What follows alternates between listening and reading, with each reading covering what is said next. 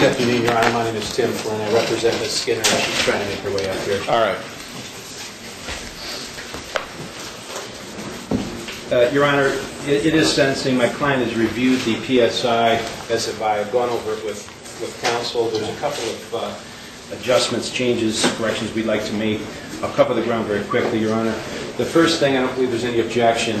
It indicates she has 1 day jail credit. I think that should be 3. All right. She was arrested on the 8th, in jail on the 9th, and released on bond on the 10th. Any objection? No, February. Your Honor, this was not discussed with counsel. She's indicated an income from her business of approximately $60,000 a year. She doesn't own the business, and her income is more accurately stated at $25,000 a year. Yeah, I mean, all right. It's just it's misstated, Judge. I mean, that may be what comes in, but we'll make that $25,000 anyway. Judge, the statement in the evaluation and plan at page 1, the report says Skinner was not entirely cooperative with police. That's a quote from the police report. I'm sorry, that's a quote from the PSI. We're asking that that sentence be struck due to the police report from Detective Schneider, which at the police report at page 38, I'm quoting, Ms. Skinner was very cooperative along with her attorney. I don't know if the government's attorney has any objection. Striking that sentence. That first sentence in that paragraph, no objection. All right, you have that? I'll strike it for stipulation. All right. Judge, similarly, it's indicated on page 1 of the basic info sheet. Your Honor, that's the penultimate sheet in the PSI in box 1. It is indicated that there is a alcohol abuse problem. That is not true. It's inaccurate, and I believe the government's attorney does not have an objection to striking that. I don't know if she does or not, but just to know evidence in Yeah, I don't know where that. Can anyone tell me where that came from? Other than having drinks alcohol when she was 16, I don't know where they're coming up with. All right, I'm going to grant that request, so we'll strike that since there's no independent evidence of it. All right. Very well, Your Honor. And then just, I've only got 2 more very brief things. I'm asking for an addition. The PSI indicates that the victim was pronounced dead at 12:45 a.m., and I would like an addition for the time of death.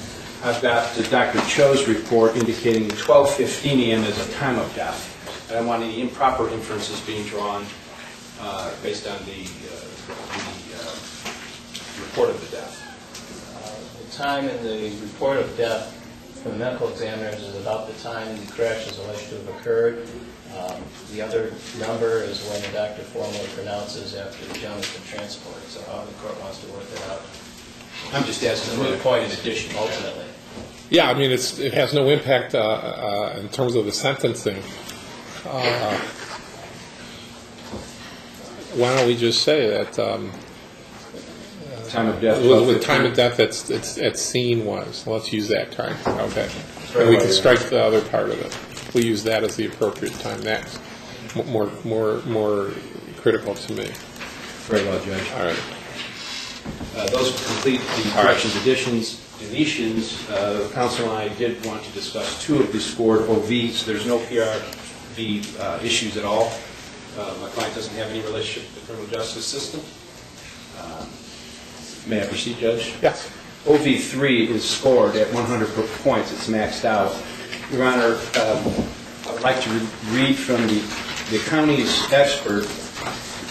Can you read OV3 into the record, please?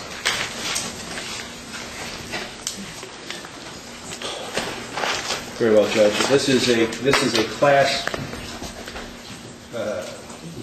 E crime against a person. And OV3 reads, degree of physical injury to a victim, and 100 points is scored when a victim was killed pursuant to MCL 777.33 sub 1 sub A.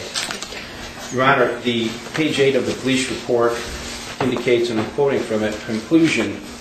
I'm sorry, this is the report from the county's expert. Conclusion, Brian Conrad Letuzek was intoxicated and was in the roadway when he was struck. Mr. Letuzek was not in the crosswalk and was wearing dark clothing. Mr. Letuzek failed to use due care and caution in this crash. Mr. Letuzek is listed as responsible in this crash. Mr. Letuzek was issued a hazardous action. Tiffany Diane Skinner struck Mr. Letuzek and fled the scene. Ms. Skinner did not stop and identify herself. Ms. Skinner did not check on Mr. Letuzik's condition. She reported the crash approximately 15 hours after the crash occurred. Ms. Skinner was not issued with hazardous action regarding this crash. In addition to that, Your Honor, I would point to the two cases, People v. Moore, which was a Court of Appeals decision in 2001. People v. Timms is a Supreme Court decision issued back in 1994, which indicates that you can take into account, we're not assessing this as, and I'm not allocating now, this is not a defense, but you can take it into account as a factor. Certainly, by scoring that high, it makes a big difference in the guidelines. It moves it from 0 to 11 to 0 to 17. What's the prosecutor's response?